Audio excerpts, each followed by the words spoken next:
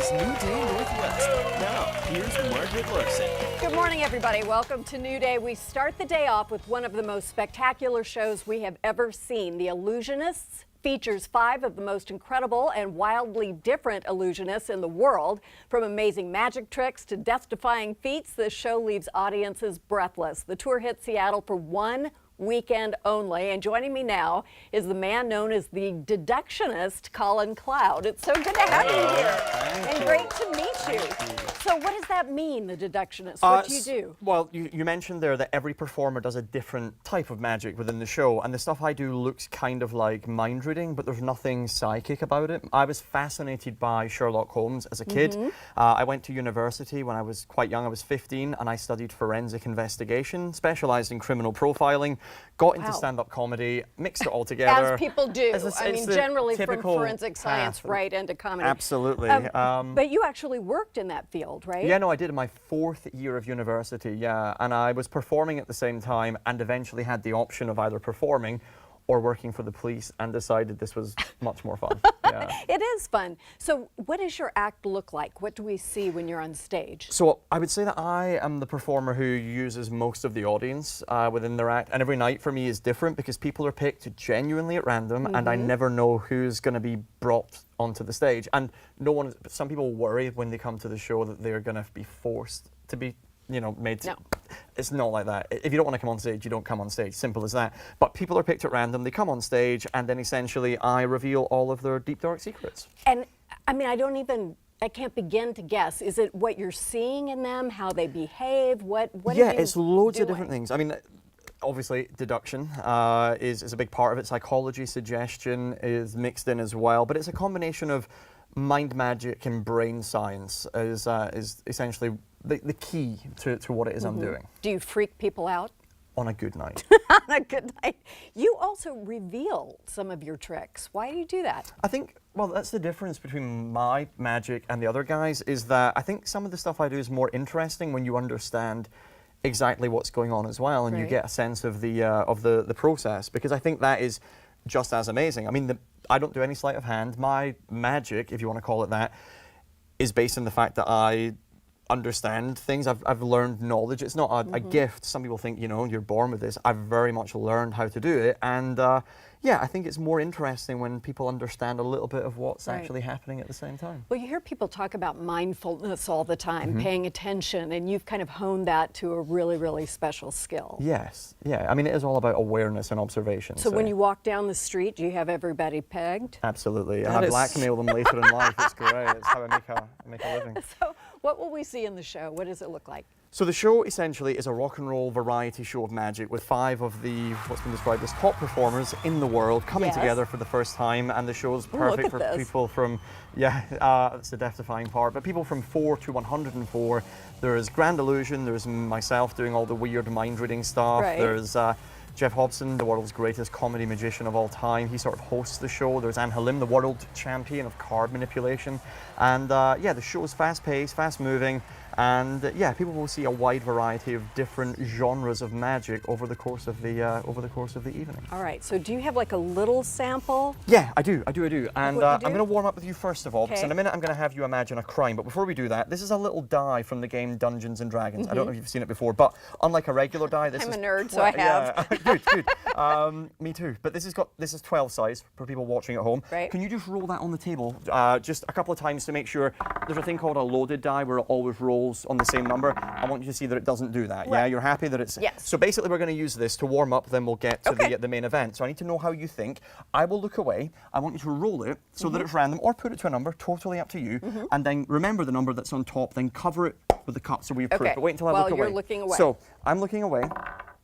So the number that's on top, can you remember that number? Yes, I can.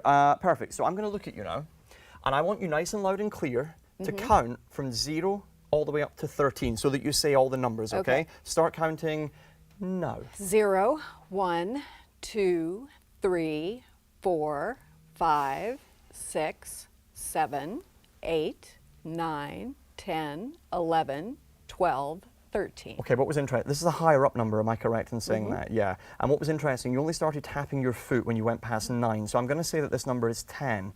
Is it 10 you're thinking of, right? It's 10. Is it 10? Yes, okay, good. So I apparently am not a good liar. No, but that's great. You're a very honest person. That's what it is, okay? So this is essentially what I'm doing. I'm looking for these little tells, these cues. And I did say to you there, think of a crime. Now, don't say anything, but you're going to, so that everyone knows, think about where you are, what you're stealing, and who you would do this with, your partner in crime. So it can be as ridiculous or not as you'd like, but say nothing, okay? So first of all, the city in the world. I want you to imagine there is a map between us, okay? So we'll do this from your perspective. Point to where Seattle would be on that map, actually in the air. Good. Point to where Sydney, Australia would be. Down there. Okay, perfect. Put this hand down for a second.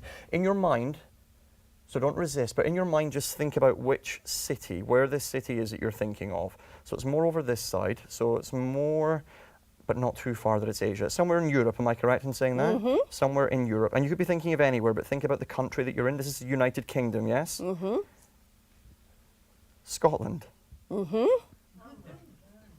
Not Edinburgh. Are you thinking Glasgow right now? Oh my God, yes. Yeah, right, okay, good, right. So it's still warming up, still warming up. Think about what it is you would steal. All right. So don't say it, just think what it would.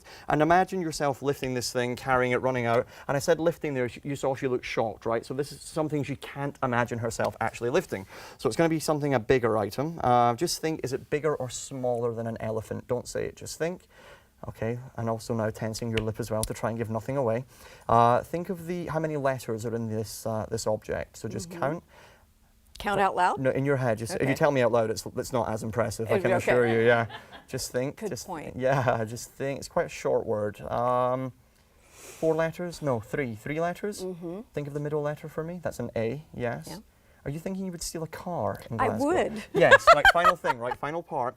Think about who your partner in crime would be. So don't say it, but imagine them standing over there, and you're shouting her name over and over. And she looked down when I said her name, so it's not a woman, it's a man. It's a man you're thinking of. Yes. Yes. You steal cars with men, don't you? I mean, if we're having an imaginary crime. You're asking me like I would know. I know I'm from Glasgow, but I have never done that. I swear, right? But, I wouldn't either. Okay, so just imagine them standing right over there. Do you know roughly when this person was born? Do you know their birthday? No. Okay, just think. Imagine you see them standing over here, and you say, "Colin, my name, meet my friend." Then in your head, you're going to just finish that sentence, okay? So, Colin, meet my friend. Colin? Yeah, just all of it in your head, though, okay? But now I know that's perfect. You're doing great. Just Colin, meet my friend. I think, if I'm correct, people at home can check this. August 15th, 1769 is this person's birthday. Are you thinking of Napoleon? Yeah. Yes. What is up with that? Good. And you're not just agreeing to be nice, you were genuinely No, I wrote it down. I've got the pieces of the card I tore it up on. Perfect. Okay, that is really strange, and I feel invisible and kind of scared. I love the stunned silence as everyone else panicked at the same time as well. Well, I don't understand how you did that. Good. Tell me a little bit about what happened there at the end. Oh, so basically, I start small, then I build and build on exactly what's happening. But basically, when I start to read the certain tells and cues that people are giving off, I can then get more adventurous with it. So sometimes I'm not and I need to ask certain questions. And much like when people go to see a psychic, which again, I'm not, you remember all the things that they get right. Much like this, if we hadn't videoed this, now you can watch back and you will see, oh, he asked that there and this here. And I'm asking the right questions in the right way at the right time to make you essentially give off certain cues that I'm then piecing together to come to certain conclusions about. Apparently, I wouldn't be a good poker player, right? Well, we'll play after the show. No, we'll we won't. Not for money. I'm sorry, Heidi, what did you say to me? Stop. Our producer was talking to me, and I thought she had something that she wanted me to add. Thank you so much for this. Thank you for having me. And if there's a car theft in Glasgow, it's not me. It's not me, it's Napoleon's fault. The Illusionists opens tomorrow. It runs through Sunday at the Fifth Avenue Theater. We will link you to tickets on our website, but awesome news for the audience today because everybody's going home with a pair of tickets to see the show. It is truly amazing. Truly amazing. Thank you. That was way fun. When we come back, transgender activist Sarah McBride and her gripping new memoir about identity and equality in America. We'll be right back.